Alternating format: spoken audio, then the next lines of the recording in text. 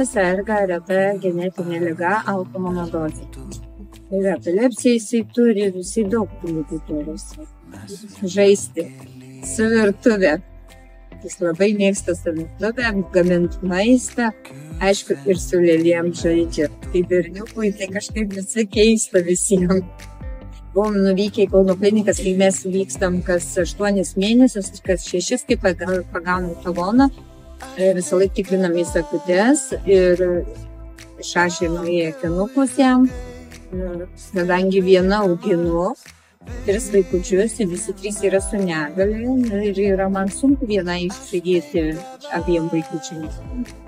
Ir labai džiaugiuosi, kad yra pagalba, kad padėjo nors vienam įsigyti. Didelis ačiū žmonėm, kurie prisidėjo prie Rimanto Kaukėno fondo. Ir žinoma, didelis ačiū Vision Express už įsigytus akinukus.